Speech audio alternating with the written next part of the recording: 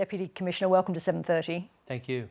Now, this is the 6th time the police have carried out these raids under the Amarok operation.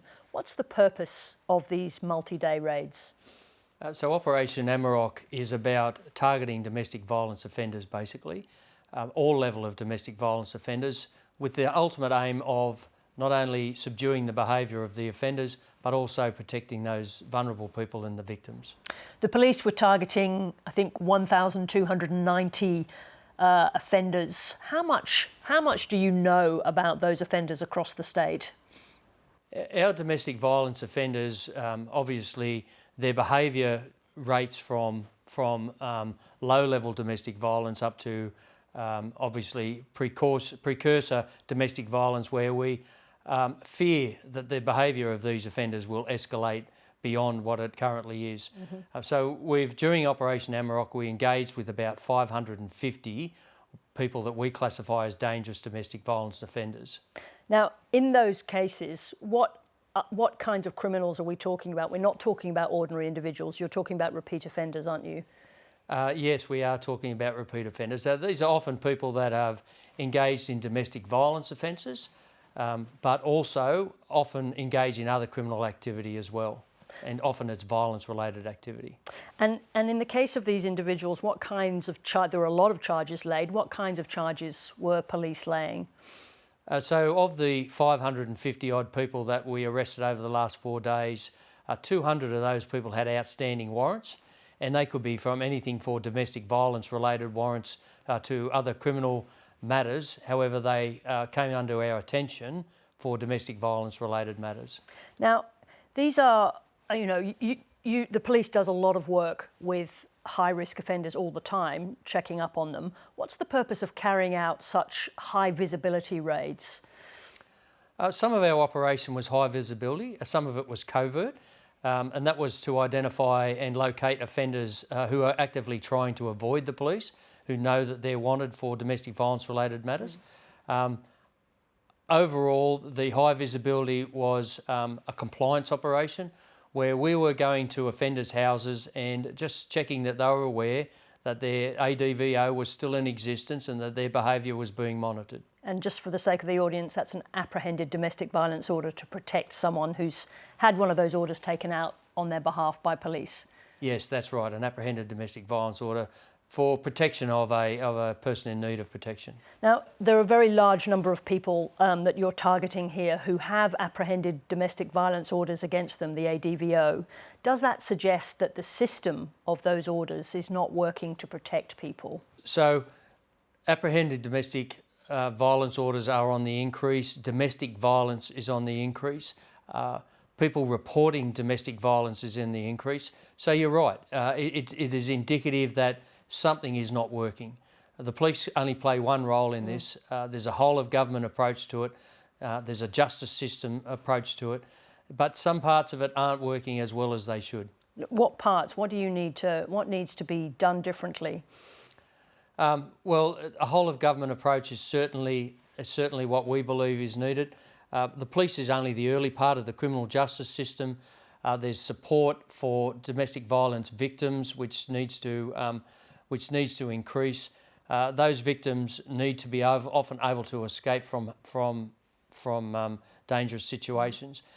We also have new legislation coming into effect on the 1st of July, coercive control legislation, which will give us an extra tool for targeting those offenders that try to control their partners with means other than violent means, such as denying people a safe place, denying people their liberty, denying people financial freedom, all those sorts of things that up until the 1st of July have been an impediment for us, but we will then have that tool so that we can prosecute people for a new offence. And do you think there's enough understanding in the community about coercive control? It can be as simple as taking the car keys off someone so they can't go out when they want to. Do you think the community understands clearly enough that that's going to be a crime? No, I think there's still work to be done there when the legislation comes into play to let the people know that it is a criminal offence. I think most people associate domestic violence with that word violence, but there's many forms of violence, and many forms of controlling somebody. And so this new legislation will be a really valuable tool for us to help protect victims. Let me just ask you a question about this, which really goes to how complex domestic violence is. So in the course of those raids, were there circumstances where the protected person was actually in the place or the residence where you were going looking for the offender? Yes, there was a number of examples of that where the person in need of protection was actually with the offender at the time. And regardless of the person in need of protection being there voluntarily, the offender is still committing an offence and is still breaching their apprehended domestic violence order. And they know it. They know that they're doing the wrong thing. They encourage the person in need of protection to come around. So regardless of whether the person was there voluntarily or not, we locked the person up. I just want to talk to you about the case in Lismore. Are you able to tell us any more about the tragic circumstances that police discovered at that home in Lismore? I can tell you limited information.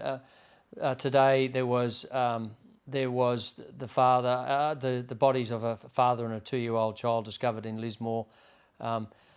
It was obvious to us that the father had taken his life and the life of the 2-year-old. That is a matter that's being investigated on behalf of the coroner. I can tell you that there was an apprehended domestic violence order in place at the time for the protection of the mother of the child and the child themselves. He was with the father, as far as I understand, on a visit under visitation rights. And we are preparing a brief for the coroner in relation to it. And do we know what the precursor events were that led to there being an ADVO taken out to protect her? The ADVO was taken out in July last year. The exact circumstances surrounding why that was taken out are the subject of this investigation. As far as I'm aware, the father didn't have a criminal record in New South Wales. However, I understand that he is from interstate and will be making inquiries with other police organisations across the country. It goes to sort of one of the basic questions that is asked when you see these raids being conducted. Can you arrest your way out of the domestic violence crisis in Australia? No, look, the police can never arrest the way out of a societal problem, and domestic violence is more than just a policing problem. It's a whole of government problem. It's a society problem. It's a problem that often, I would say, comes down to the attitude of men towards females as well, and towards children. And it will require a whole of society approach, but definitely the police play a strong role in that. As we saw in the raids. Deputy Commissioner, thank you very much indeed for talking to us. Thank you. And if you need help, a reminder, you can call Lifeline on 13 11 14 or the National Sexual Assault and Family Violence Counselling Helpline 1800 RESPECT on 1800 737 732.